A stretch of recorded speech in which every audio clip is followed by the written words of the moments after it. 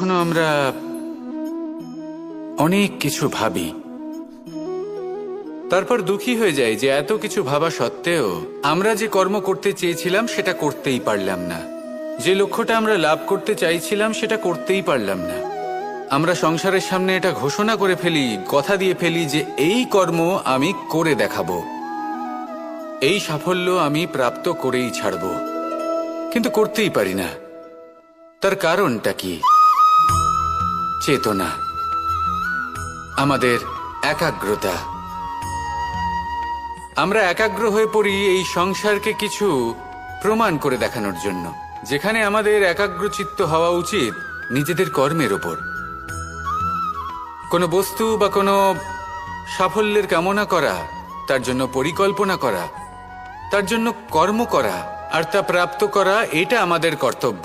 আর আমাদের মনোযোগ শুধু সেদিকেই কেন্দ্রীভূত হওয়া প্রয়োজনীয়। এই সংসারকে বলার কোনো প্রয়োজন নেই।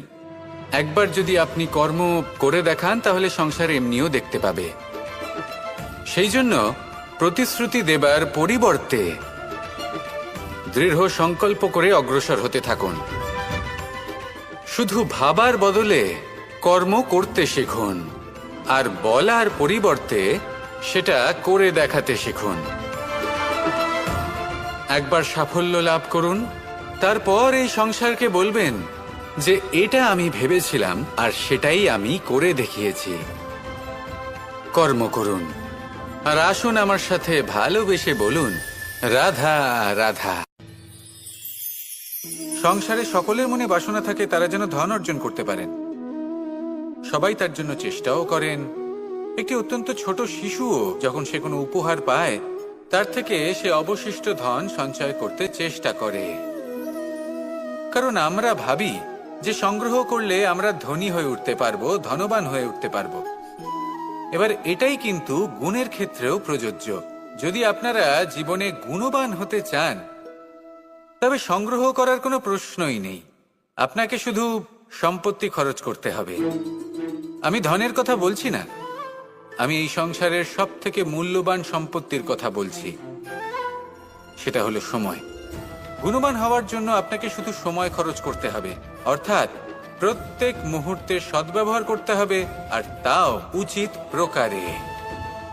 যদি এই কাজ আপনি করতে পারেন তাহলে আপনা থেকেই গুণবান হয়ে উঠবেন। আর একবার যদি গুণবান হয়ে উঠতে পারেন তাহলে ধনবানও হতে বেশি সময় লাগবে না। সেই জন্য জীবনে গুণ অর্জন করুন, সময়ের সদ্ব্যবহার করুন, আর আমার সাথে ভালোবেসে বলুন, রাধা।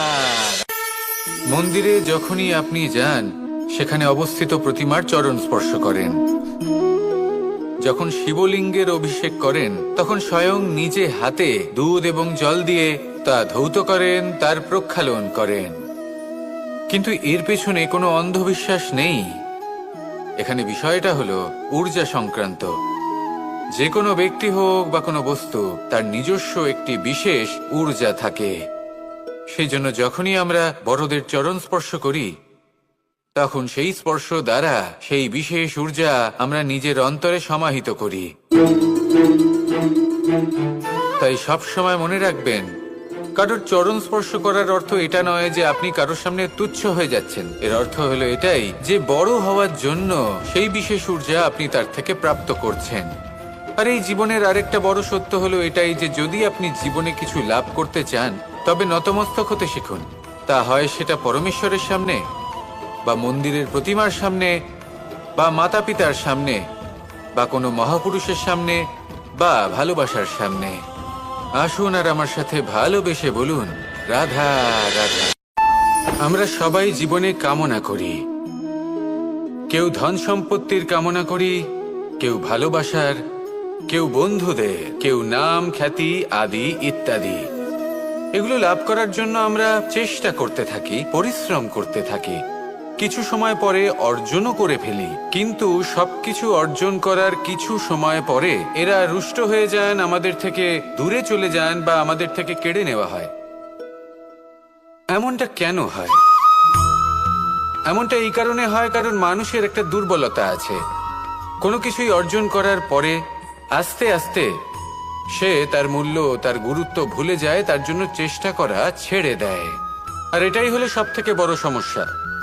ঠিক যেমন কোনো ব্যক্তি যিনি ধন অর্জন করতে চান তার জন্য কঠিন পরিশ্রম করেন, হয়তো ধন অর্জন করেও ফেলেন, তারপর আস্তে আস্তে ওই ধনের মূল্য ভুলে যান, উচিতভাবে তা প্রয়োগ করেন না, আস্তে আস্তে তার ধন তার সঙ্গ ত্যাগ করে দেয়, সমস্ত পরিশ্রম ব্যর্থ হয়ে যায়। সেই জন্য মনে রাখবেন, এই সংসারে কিছু অর্জন করা অত্যন্ত কঠিন ব্যাপার, কিন্তু তার থেকেও বেশি কঠিন হলো সেটা নিজের সাথে ধরে রাখা। তাই জীবনে যখনই আপনি কিছু অর্জন করবেন তার গুরুত্বটা বুঝুন, আর তারপরে সময় সময় তার মূল্য নিজেকে স্মরণ করাতে থাকুন। কৃতজ্ঞ থাকুন যে আপনার পরিশ্রম আপনাকে এই ফল দান করেছে, আর চিরকাল পরিশ্রম করুন, তবেই আপনি যেটা লাভ করেছেন সেটা আপনার কাছে থেকে যাবে। আসুন আর আমার সাথে ভালোবেসে বলুন, রাধা রাধা। এই সংসারে আপনার সবথেকে বড় বন্ধু কে? কেউ বলবেন ছোটবেলার বন্ধুরা, কেউ বলবেন মাতা পিতা, কেউ বলবেন ঈশ্বর। এবারে বলুন যে এই সংসারে আপনার সবথেকে বড় শত্রু কে? কেউ বলবে আপনার বিরোধী, সেই ব্যক্তি যে আপনাকে হিংসে করে, বা আপনার নিজের অহংকার, আপনার কুকর্ম। আমি বলবো যে এই সংসারে আপনার সবথেকে বড় বন্ধু হলো আপনার নিজের মন।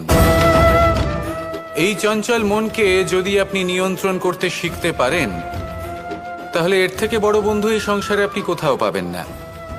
সেখানেই যদি এই মন আপনাকে বশ করে ফেলে, তাহলে সংসারে এর থেকে বড় শত্রুও আপনি কোথাও পাবেন না।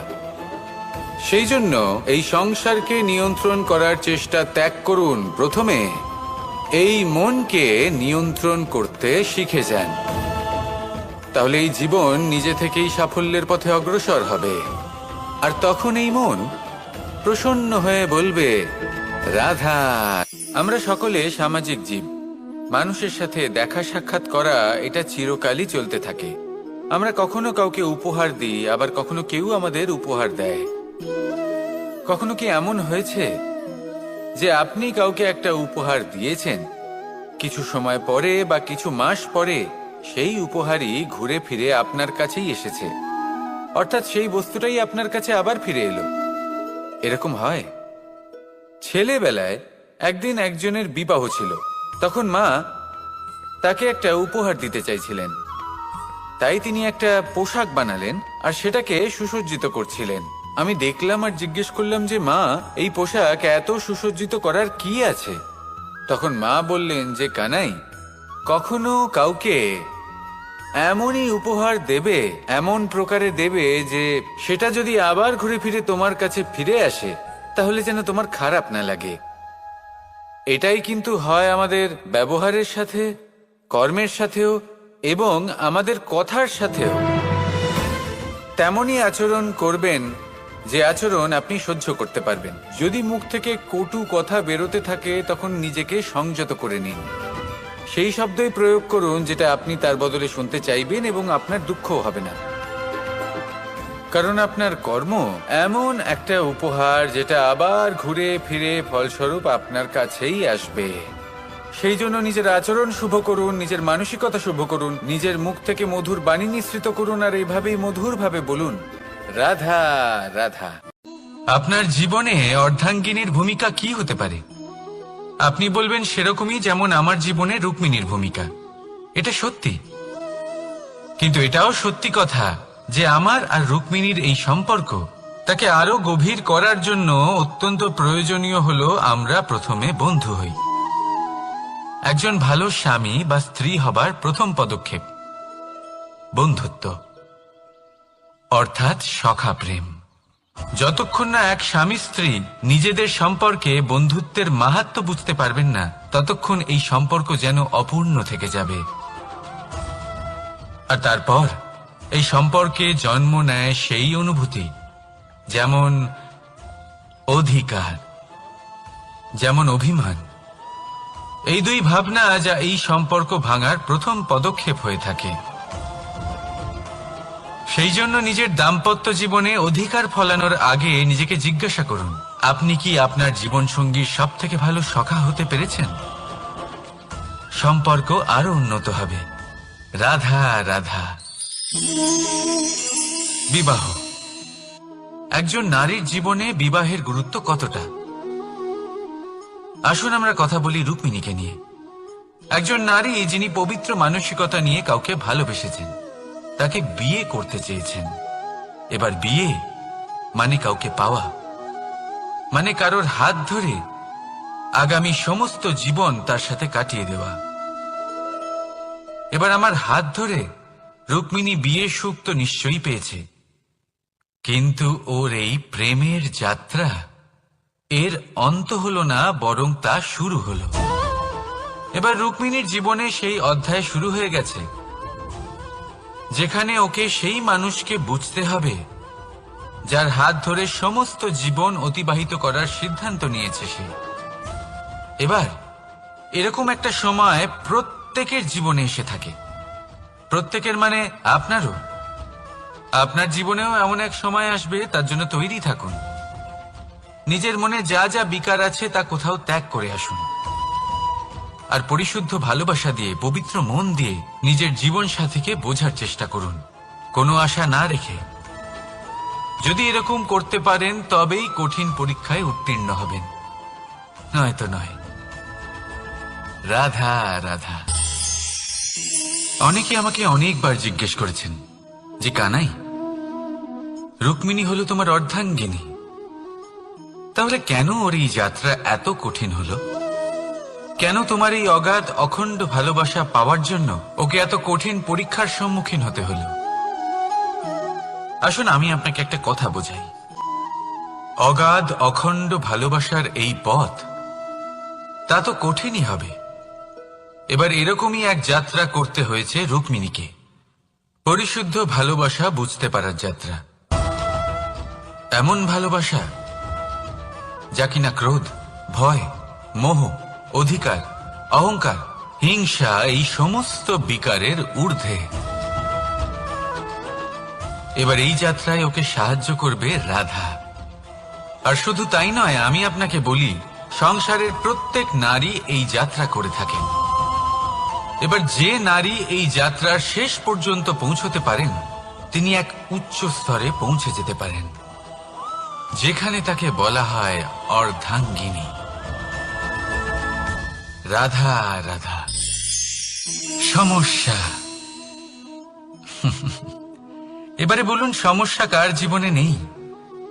প্রত্যেকের জীবনে সমস্যা থাকেই। হ্যাঁ ঠিক আছে, জীবন আছে যখন, তখন সময়ের সাথে সমস্যাও আসবে, কিন্তু প্রত্যেক সমস্যাই কি সময়ই নিয়ে আসে? না, আপনি সমস্ত সমস্যার দায় সময়কে দিতে পারেন না। বেশিরভাগ সমস্যা তো এমন হয়ে থাকে যাদের আমরা নিজেরাই ডেকে আনি। হে সমস্যা, এসো, আমি তোমার জন্য অপেক্ষা করছি। কিভাবে?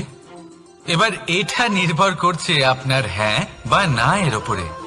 বেশিরভাগ সমস্যাই এই জন্য আসে যেহেতু আমরা বারবার হ্যাঁ বলতে থাকি, আর বেশিরভাগ সমস্যা এই জন্যই আসে যেহেতু আমরা সঠিক সময় না বলতে পারি না। সেই জন্য না ভেবেচিন্তে কোনো কথা বা কোনো প্রস্তাবের সমর্থন করলে তা আপনাকে খুব বড় বিপদে ফেলে দিতে পারে। সেইখানেই কখনো না না বলতে পারা তা আপনাকে তার থেকেও বড় বিপদে ফেলে দিতে পারে। তাই মনে রাখবেন, এই অত্যন্ত জরুরি শিক্ষা। সব সময় খুব ভেবে চিন্তেই হ্যাঁ বলবেন, আর দৃঢ়তার সাথে না বলবেন। আর বিশ্বাস করুন, আপনার জীবন অত্যন্ত সুখময় হয়ে যাবে। তাহলে আসুন আমার সাথে ভালোবেসে বলুন, রাধা রাধা। সাফল্য। সাফল্য এই পৃথিবীতে কে না পেতে চান? প্রত্যেক মানুষ চান যেন সাফল্য নিজে এসে তার কাছে ধরা দেয়। এবার সাফল্য তাদের কাছে এসে ধরা দেয় যারা নিজের পা ধরাতলে রেখে চলেন, যারা স্বপ্নের জগতে বিচরণ না করে বাস্তবের মাটিতে পা রেখে চলেন এবং তাও দৃঢ়তার সাথে। সাফল্য তারা পান না যারা বাড়িতে বসে বসে শুধু স্বপ্ন দেখেন। সাফল্য নিজে থেকে তাদের কাছেই আসে যারা নিরন্তর চেষ্টা করেন, যারা পরিশ্রম করেন আর নিজের এই জীবনকে অন্যের কাছে সফল করে দেখান। তাহলে সিদ্ধান্ত হলো আপনার। সফল সবাই হতে চান, স্বপ্ন সবাই সার্থক করতে চান। স্বপ্ন তখনই সার্থক হয় যখন পরিশ্রম করবেন, আর সাফল্য তখনই আপনার সাথে থাকবে যতক্ষণ আপনি বিনম্র থাকবেন। তাহলে আসুন আমার সাথে ভালোবেসে বলুন, রাধা রাধা। এই পুষ্প দেখতে পাচ্ছেন আপনি? কি সুন্দর এই পুষ্প। সবাই চায় এরকম কোনো এক পুষ্প সে নিজের করে নেবে, নিজের কাছে রাখবে। এবার ভাবুন, এই পুষ্প যে সম্মান পায় তা কিসের জন্য পায়? শুধু কি তাকে সুন্দর দেখতে বলে? আসুন আপনাকে একটা কথা বোঝাই। এই ফুল যখন গাছে থাকে তখন এই রূপ আমাদের আকর্ষণ করে। এই ফুল দিয়ে যদি আপনি মালা বানান, কোনো মূর্তিতে দেন, তাহলে তা সম্মানের নিদর্শন হয়। এবার এই ফুলই যদি আপনি বিছানাতে ছড়িয়ে দেন, তাহলে সেই দৃশ্য দেখে সেই সুবাসে আপনার মন পুলকিত হয়ে ওঠে। কিন্তু ভাবুন, এই পুষ্পই যদি আপনি চিতায় সাজান, তাহলে এই পুষ্পকে আর কেউ সম্মান করে না। এ কিরকম কথা? সেই একই পুষ্প এক পরিস্থিতিতে সম্মান পাচ্ছে, এক পরিস্থিতিতে নয়। কেন? কারণ এতেই লুকিয়ে রয়েছে একটা গুরুত্বপূর্ণ শিক্ষা। এর সারমর্ম হলো এটাই যে এই সম্মান ব্যক্তি বা বস্তুকে করা হয় না, সম্মান করা হয় সময় এবং পরিস্থিতিকে। এবার এই যে সময়, তা কখনোই আমাদের বশে থাকে না। আমাদের বশে থাকে পরিস্থিতি।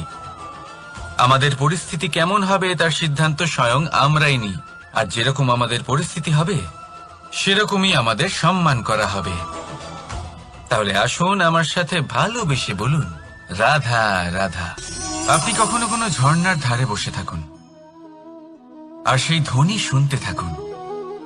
আহা হা হা, সেই ধ্বনি মনকে শান্ত করে দেয়, আমাদের মধ্যে এক আনন্দের সঞ্চার করে। একেই আমি বলি নৈসর্গিক সঙ্গীত। কখনো ভেবে দেখেছেন এই সঙ্গীত উৎপন্ন করার জন্য জলকে কত পরিশ্রম করতে হয়, কি না করতে হয়? ভেবে দেখুন, সেই জল কোথা কোথা থেকে পড়েছে, কত কত পাথরের সাথে ধাক্কা খেয়েছে, কত তীক্ষ্ণ পাথরের সাথে সম্মুখীন হয়েছে, তাকে কিভাবে পার করেছে, নিজের শরীরের সাথে লেগে থাকা সেই পাথরের সাথে কিভাবে সংঘর্ষ করেছে, কিভাবে সামনে এগিয়েছে। ভাবুন, এই সব কিছু হওয়ার পরেই সেই সঙ্গীত উৎপন্ন হয়েছে। এই ঝর্ণার এই মধুর সঙ্গীত কখনো আপনার কান পর্যন্ত পৌঁছতই না যদি সেই জলের বিরোধিতা করার জন্য সেই পাথর না থাকতো। এর সারমর্ম কি হতে পারে? সারমর্ম হলো একটাই, এই সব বাধার সম্মুখীন হন, এদের থেকে দূরে পালাবেন না। কারণ এই বাধা হলো নৈসর্গিক। সবার জীবনে এই বাধা রয়েছে, তার সম্মুখীন হন, জীবনের সামনে এগোন। আর আপনিও নিজের ভেতর থেকে সৃষ্টি করুন এই নৈসর্গিক সঙ্গীত, আর এই সংসারে ছড়িয়ে দিন শান্তি আর প্রসন্নতা। রাধা রাধা। সংসারে নিয়তি অনেক কিছু নির্ধারণ করে, যেমন প্রত্যেকটি জিনিসের সীমারেখা। শরীরের মধ্যে থাকা জল, তার মাত্রাও এই নিয়তি নির্ধারিত করে রেখেছে। কি করে? দেখুন, যদি সঠিক সময়ে আপনি পরিশ্রম করে নিজের ঘাম না ঝরান, তাহলে কিছু সময় পরে আপনার চোখের জল অবশ্যই ঝরবে। কারণ সবকিছু যদি ভাগ্যের জোরে পেয়ে যাওয়া যায়, তাকে কর্মের দ্বারা সামলে রাখতে হয়। যদি পরিশ্রম করতে থাকেন, তাহলে যা পেয়েছেন তা সামলে রাখতে পারবেন, আর যা যা আপনি পেতে চান তা অবশ্যই পাবেন। কিন্তু যদি পরিশ্রমের থেকে দূরে থাকেন, তাহলে যা পেয়েছেন তা তো হারিয়ে ফেলবেনই, আর যা পেতে চান তার তো কোনো প্রশ্নই ওঠে না। আর বয়ে যাবে শুধুমাত্র অশ্রু। এবার সিদ্ধান্ত আপনার। কি ঝরাতে চাইবেন আপনি? ঘাম নাকি অশ্রু?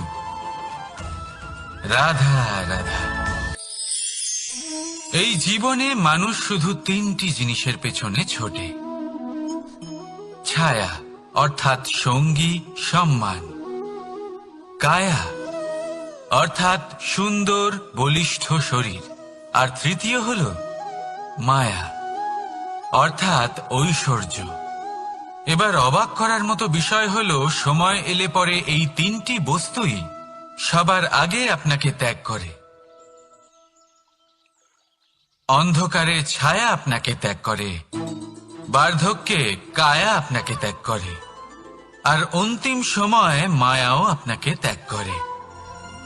এগুলো কিছুই কাজে আসে না যার পেছনে আপনি সারা জীবন দৌড়েই যাচ্ছিলেন। যদি কিছু কাজে লাগে তা হলো আপনার প্রেমপূর্ণ ব্যবহার যা আপনি সংসারকে দিয়েছেন। এ হলো সেই প্রেম যা অন্ধকারে প্রদীপ হয়ে আপনাকে আলো দেবে। এ হলো সেই প্রেম যা বার্ধক্যে হাত রূপে আপনাকে শক্তি দেবে, সহায়তা করবে। আর যখন আপনার কাছে অর্থ থাকবে না, তখন এই প্রেমই আপনাকে সামর্থ্য যোগাবে।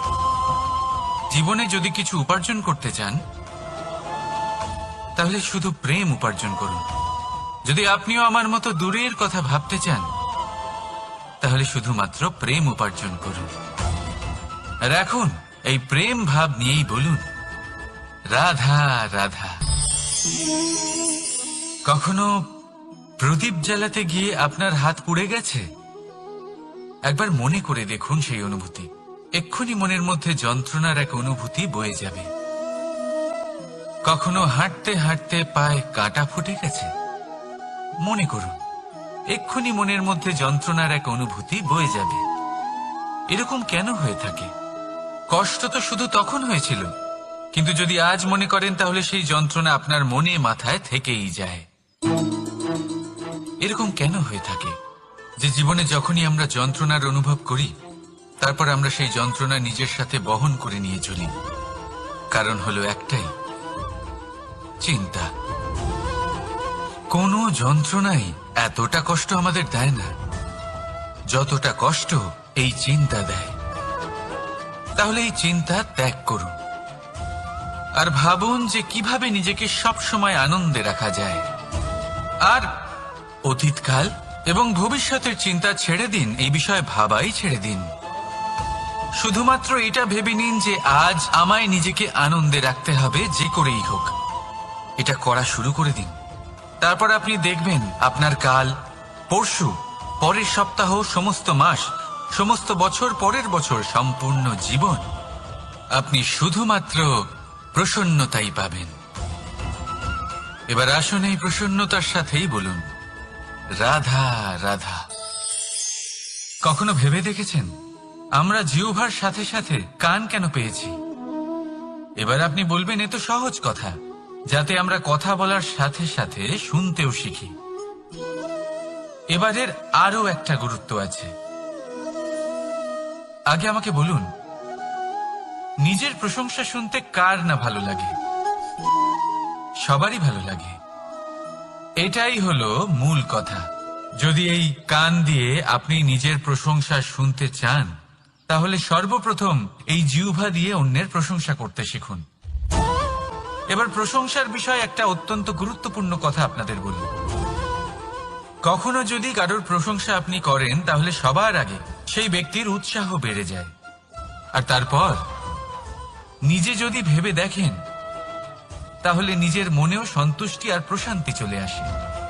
আর একবার যদি এই মন প্রশান্তিতে ভরে যায়, তারপরে কেউ প্রশংসা করুক বা না করুক, কিচ্ছু যায় আসে না। সেই জন্য সবসময় অন্যের সম্মান করবেন, স্নেহ করবেন, প্রশংসা করবেন, সুখ ভাগ করে নেবেন। যার মধ্যে যেটা ভালো আছে তা বলুন, তাকে মনে করান তিনিও ভালো, তার উৎসাহ বাড়িয়ে তুলুন। তিনি জীবনে সামনে এগোবেন, আর এই ব্রহ্মাণ্ড আপনাকে কখনো পিছিয়ে থাকতে দেবে না। রাধা রাধা। সত্য এবং অসত্য দুটোর মধ্যে পার্থক্য কি আছে? পার্থক্য হলো অ অক্ষরটার। এবার অ দিয়ে হতে পারে আরম্ভ, অ দিয়ে হতে পারে অন্ত। সত্য হলো সেটা যেখানে সমস্ত পথের আরম্ভ হয়, অসত্য সেটা যেখানে সমস্ত পথের শেষ হয়। এবার এরা চলতে হয়তো পারে না, কিন্তু তাও ছাপ রেখেই যায়। সত্য সেই ছাপ রেখে যায় যা একটা উজ্জ্বল উৎকৃষ্ট উদাহরণ হতে পারে, আর অসত্য সেই উদাহরণ তৈরি করে যা একটা কলঙ্কিত ইতিহাস তৈরি করে। এখন আপনি আগামী সময়ের জন্য কেমন ছাপ রেখে যাবেন, এই সিদ্ধান্ত পুরোপুরি আপনার। রাধা রাধা। চলুন একটা প্রশ্ন করি। কোন মানুষকে জিজ্ঞাসা করবেন যে সে মূর্খ, অলস, বিবেকহীন, অসফল এইসব বিশেষণ দিয়ে নিজেকে পরিচিত করতে চাইবে? না। কাউকে জিজ্ঞাসা করুন আপনি কি মূর্খ? না। আপনি কি অসফল হয়েছেন? না। আপনি কি বিবেকহীন? না। এবার বলুন আপনি জীবনে মূর্খ ও বিবেকহীন হবার জন্য কোনো ভালো পরিকল্পনা বানিয়েছেন? উত্তর পাবেন না। কারণ কোনো পরিকল্পনা বানানো হয় না যাতে আপনি মূর্খ বা অসফল হন। মানুষ মূর্খ বা অসফল তখন হন যখন কোনো পরিকল্পনাই থাকে না। দেখুন, একটাই ছোট জীবন, তাকে স্থির করুন যাতে অনেক বেশি সংখ্যক মানুষকে আপনি জুড়ে রাখতে পারেন, অনেক বেশি শান্তি পেতে পারেন, অধিকতর সাফল্য লাভ করতে পারেন, বেশিরভাগ মানুষের পথপ্রদর্শক হয়ে তাদের মঙ্গল করতে পারেন। অসফল হয়ে বাড়িতে বসে থাকার চেয়ে ভালো হলো যে আপনি একটা পরিকল্পনা করে অসফল হন, কারণ তখন আপনার কাছে আরো একটা বিকল্প থাকবে, একটা নতুন পরিকল্পনা বানানো, তাকে সার্থক করার। কারণ এমন কোন পরিকল্পনা তো অবশ্যই থাকবে যা আপনাকে আপনার লক্ষ্যে পৌঁছে দেবে, তাই তো? রাধা রাধা। সূর্য কারোর জন্য হলেন শক্তিদাতা ঈশ্বর, আবার কোনো প্যাঁচার জন্য হলো চোখ বন্ধ করে দেওয়ার মতো তীব্র আলো। নদী কারোর জন্য হলো তৃষ্ণা মেটানোর স্রোত, আবার কারোর জন্য বন্যারূপী বিনাশকারী আশঙ্কা। সাগর কারোর জন্য হলো নোনা জলের ভান্ডার, আবার কারোর জন্য অগন্তি প্রাণী জগতের সম্ভার। প্রশ্ন হলো প্রত্যেক ব্যক্তির জন্য প্রত্যেক অনুভূতি বা বস্তুর সারমর্ম আলাদা কেন হয়ে থাকে?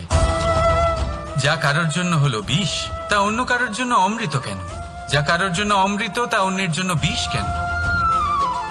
উত্তর বড়ই সোজা। আমরা বস্তু বা অনুভূতিগুলিকে সেভাবে দেখি না যেরকম তা হয়ে থাকে। আমরা বস্তু বা অনুভূতিকে সেভাবে দেখি যেরকম আমরা হয়ে থাকি। এবার এর উপায় কি হতে পারে? নিজেকে পরিশুদ্ধ করুন, সব কিছুই শুদ্ধ হবে। রাধা রাধা। প্রেম, ঘৃণা, এই দুই হলো একই শব্দ। কিভাবে? দেখুন না, দুটোতেই আড়াই অক্ষর রয়েছে। দুটোই হলো সেই অনুভূতি যা আমাদের মনের সাথে জড়িত, আর এই দুই অনুভূতির সাথেই জড়িত মানুষ আমাদের জন্য গুরুত্বপূর্ণ।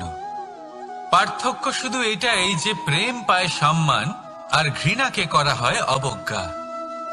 এরকম কেন? কারণ প্রেম হলো সেই অনুভূতি যেখানে মানুষ সবকিছু দিয়ে দিতে চায়, সবকিছু লুটিয়ে দিতে চায়। সেখানে ঘৃণা হলো এমন অনুভূতি যেখানে মানুষ সবকিছু কেড়ে নিতে চায়, সবকিছু জিতে নিতে চায়। তাও প্রেমের অনুভূতি কখনো আপনাকে হারতে দেয় না, আর ঘৃণার অনুভূতি কখনো আপনাকে জিততে দেয় না। এবার কি করবেন আপনি?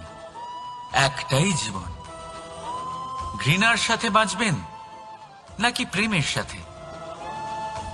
আমি তো প্রেমকেই চয়ন করব। রাধা রাধা।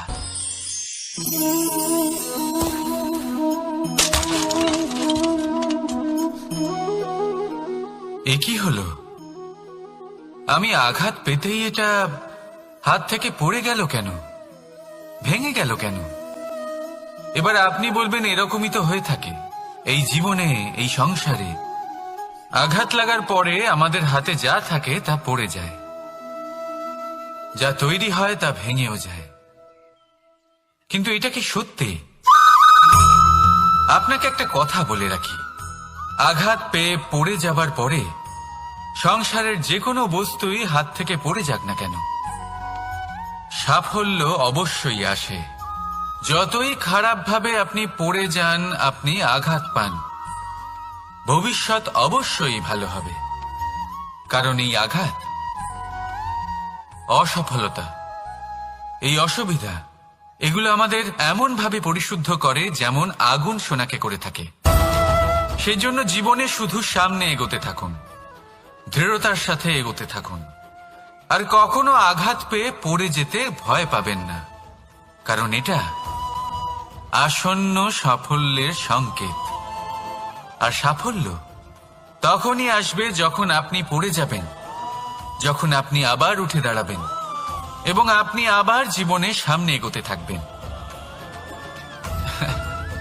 রাধা রাধা। সময় অত্যন্ত কঠোর প্রভু। আপনি অনেক লোককে এটা বলতে শুনে থাকবেন, আমার কাছে এত সময় নেই, এই কাজে আসলে অনেক সময় লেগে যাবে, এই বিষয়ে ভাবার জন্য আমার সময় লাগবে। আচ্ছা, আমি আপনাকে একটা কথা বলে রাখি, যদি আপনি এটা নিশ্চিত করার জন্য বেশি সময় নিয়ে ফেলেন যে আপনার কি করা উচিত, তাহলে সময় এটা নিশ্চয়ই করে নেবে যে আপনার সাথে কি করা যেতে পারে। কারণ এই সময় এ কিন্তু অত্যন্ত কঠোর। যতক্ষণ আপনার সাথে রয়েছে এর সমাদর করতে শিখুন, এর সম্মান করতে শিখুন, এর সদ্ব্যবহার করতে শিখুন। যদি এরকম না করেন তাহলে এই সময়ের নিজেকে আর আপনাকে বদলাতে অধিক সময় লাগবে না।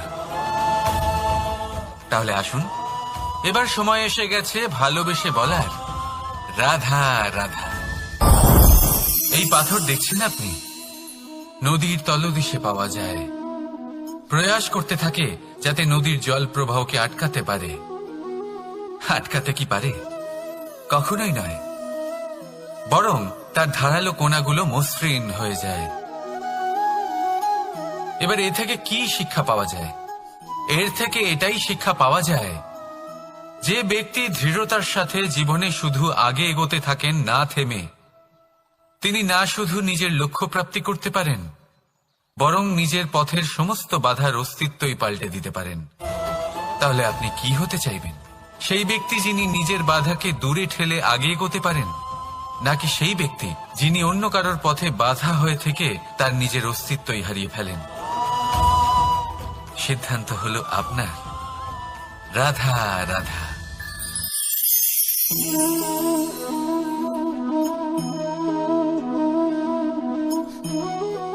এই শুকনো পাতা দেখতে পাচ্ছেন? এটা কখনো গাছের ডালে ছিল, সবুজ তরতাজা, বৃক্ষকে পুষ্টি দান করত। কিন্তু যেই এটা শুকিয়ে গেল, যেই ও পুষ্টি সরবরাহ করা বন্ধ করে দিল, ওকে ফেলে দেওয়া হলো। এবার আপনি বলবেন এটাই তো হলো সত্যি, এটাই তো হলো সংসারের তিক্ত সত্যি। এই সংসার ততক্ষণ পর্যন্তই আপনাকে নিজের সাথে রাখবে যতক্ষণ আপনি নিজেকে উপযুক্ত বানিয়ে রাখতে পারবেন। আমি এটা বলবো না যে এটা হলো মিথ্যে, কিন্তু এটা অবশ্যই বলবো যে এটা সম্পূর্ণ সত্যি নয়। সম্পূর্ণ সত্যি হলো এটাই যে যদি আপনি চান তাহলে চিরকালের জন্য সংসারকে পুষ্টি দান করতে পারেন, আর চিরকালের জন্য সংসার আপনাকে নিজের সঙ্গে রাখতে পারে। কিভাবে? এই শুকনো পাতার উদাহরণই আপনাকে দিচ্ছি। এই শুকনো পাতা প্রথমে টুকরো হবে, তারপরে বৃষ্টির জলের সাথে গলে যাবে, তারপর সার হবে, তারপর সেই বৃক্ষের গোড়াতেই সমাহিত হবে, একটা নতুন অঙ্কুরকে একটা নতুন জীবন দেবে। তাহলে আপনি ভাবুন, আপনি নিজের জীবনের সাথে কি করতে চান? যদি কখনো আপনি পড়ে যান, অসফল হয়ে থাকেন, তাহলে আপনি কি এই উৎসাহ হারিয়ে ফেলবেন, নাকি আবার উঠে দাঁড়াবেন আর আবার এক নতুন সংসারের রচনা করবেন? সিদ্ধান্ত আপনার। রাধা রাধা।